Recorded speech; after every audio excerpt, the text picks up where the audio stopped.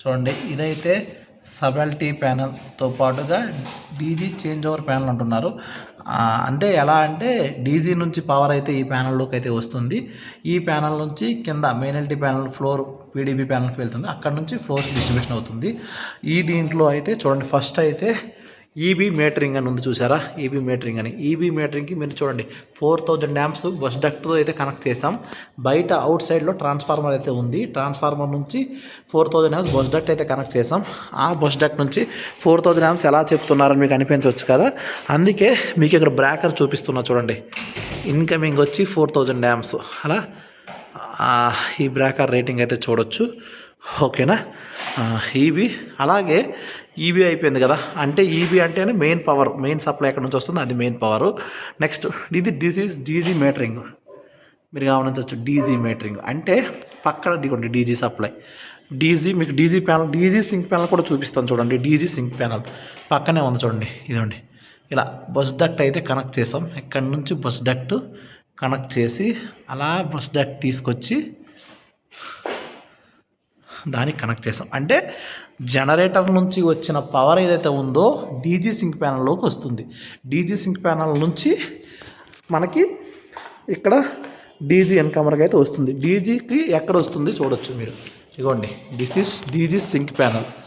DG sync ప్యానల్లో ఇక్కడ మనం కేబుల్స్ లే చేసాం. This is DG1. ఓకేనా, చూడండి ఆన్లో పెట్టాం. DG1 ఒకటి రన్ చేస్తున్నాం.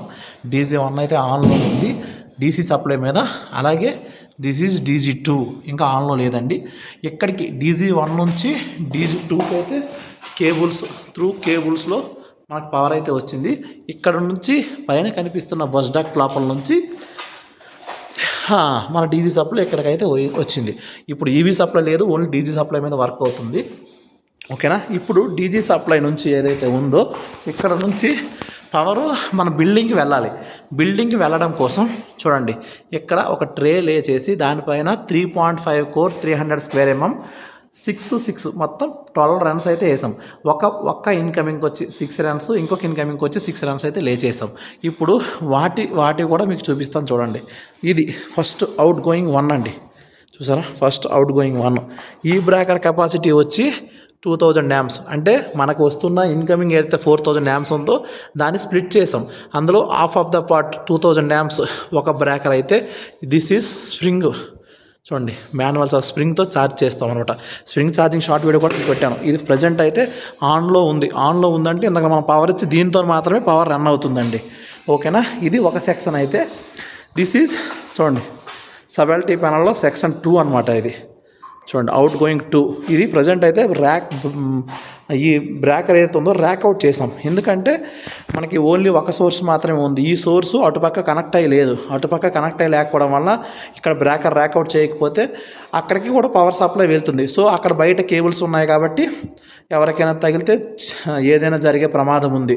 ప్యానల్ తగిలినా ఏది తగిలినా సరే వెంటనే బ్లాస్ట్ అయ్యే ఛాన్సెస్ ఉన్నాయి. కాబట్టి ఇలా ర్యాక్ అవుట్ అయితే పెట్టుకోవాలి. అప్పుడు కింద బస్ బార్లో అయితే పవర్ సప్లై అయితే అవుతుంది, కానీ ఇక్కడ నుంచి పవర్ అయితే బయటికి వెళ్ళదు.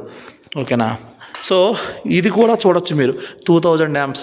చూడండి, ఇది కూడా మీరు చూడొచ్చు 2000 amps. ఈ బ్రేకర్ ఆఫ్లో ఉంది, కానీ ఇది ఛార్జ్ చేసి ఉంచాం. ఛార్జ్ అంటే కింద పవర్ ఛార్జ్ అయితే అయ్యింది, దాన్ని ఆఫ్ చేసుకోవచ్చు. సో ఇది ఏంటంటే ఇక్కడ నుంచి కింద సైడ్ కూడా ఎక్కడైతే మనకు మెయిన్ ఎల్టీ ప్యానల్ ఉందో అక్కడ కనెక్ట్ అయితే అక్కడ నుంచి సప్లై కనెక్షన్ అయిపోగానే ఇక్కడ ఇది కూడా ర్యాక్ ఇన్. చూడండి, ఇది ర్యాక్ ఇన్.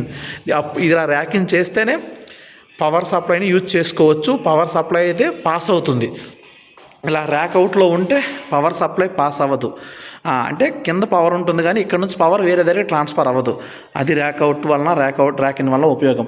ఇంకోటి అలాగే ఇక్కడ ఒక స్పేర్ కూడా ఉంచాం. రేపు పొద్దున ఏదైనా ప్రాబ్లం అయితే సరే ఒక స్పేర్ బ్రేకర్ అయితే ఉంచాం. అలాగే ఈ ప్యానల్లోనే మరొక చిన్న డెడికేటెడ్గా చిన్న సోర్స్లు అయితే ఇచ్చాం. మన కెమికల్ ఐటమ్ స్టోర్ కోసమని ఒక 3 feeders అయితే ఇచ్చాము. ఖాళీ వేకెంట్గా ఒక బాక్స్ వదిలేసినాం. ఒక స్పేర్ కూడా పెట్టాం. ఏదైనా ప్రాబ్లము రేపు పొద్దున అయితే వాడుకోవచ్చు, దేనికైనా స్పేర్స్ వాడుకోవచ్చు అని చెప్పేసి ఇక్కడ కెమికల్ ఐడో బిల్డింగ్ కోసం అయితే ఇంకొక ఫీడర్ అయితే పెట్టాం. ఫుల్ డీటెయిల్స్ అండి. ఏంటంటే ఒక ప్యానల్ నుంచి మేజర్గా మనకి ఈబీ పవర్ అంటే మెయిన్ పవర్ కరెంట్ వచ్చి ఒక బిల్డింగ్ రన్ అవ్వాలంటే ట్రాన్స్ఫార్మర్ నుంచి త్రూ ఆ బస్ డక్ట్ చూసారా, హోల్లో కనిపిస్తుంది మీకు. బ్యాక్ సైడ్ నుంచి చూపిస్తాను, ఒకసారి చూడండి.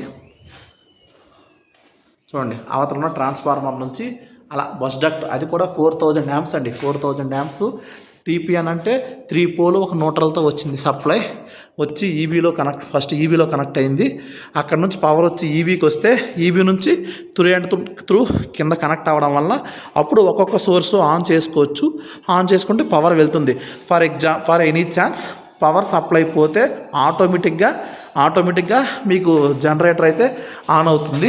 ఆటోమేటిక్ సిస్టంలో పెట్టాం, ఓకేనా. ఆటోమేటిక్గా జనరేటర్ అయితే ఆన్ అయ్యి, సో జనరేటర్ నుంచి ఆన్ అవ్వగానే మనం వచ్చి ఆటోమేటిక్గా ఇక్కడ నుంచి పవరు ఎక్కడికి వస్తుంది, ఇక్కడ నుంచి పవరు ఆ బస్ డక్ట్ త్రూ మళ్ళీ ప్యానల్లోకి వచ్చి ఈ ప్యానల్ అయితే విత్ ఇన్ మినిట్లో మనకి మన సప్లై అయితే 1 మినిట్ లోపలే మనకు సప్లై అయితే కిందకైతే వస్తుంది. అందుకోసం అని చెప్పేసి ఆటోలో డీజీ యొక్క ప్యానల్ని ఆటోలో పెట్టుకుంటారు. ఫర్ ఎగ్జాంపుల్ వెంటనే పవర్ పోయిన వెంటనే ఆ ఆటో డీజీ స్టార్ట్ అయ్యి ఆటోగా పవర్ అయితే మనకి సప్లై అయితే వస్తుంది. ఇది ప్రాసెస్ అండి, way of process. So thanks for watching అండి. ఇలాంటి మరిన్ని మోర్ ఇన్ఫర్మేటివ్ వీడియోస్ కోసం అయితే మీరు మా ఛానల్ సబ్స్క్రైబ్ చేసుకోండి, లైక్ చేయండి, కామెంట్ చేయండి. మీరు లైక్ చేసి కామెంట్ చేస్తే మరి కొంతమందికి రీచ్ అవుతుంది. అలా అయితేనే మాకు కూడా కొంత పుష్ అయితే ఉంటుందండి. సపోర్ట్ చేయండి, నన్ను నా ఛానల్ని కొద్దిగా సపోర్ట్ చేయండి. మీకు ఏ టైప్లో వీడియోస్ కావాలనుకున్నా సరే కామెంట్ చేయండి. తప్పకుండా నేనైతే మీకు వీడియోస్ చేసి పెడతాను. ప్లీజ్ సపోర్ట్ చేయండి గాయస్. Thanks for watching.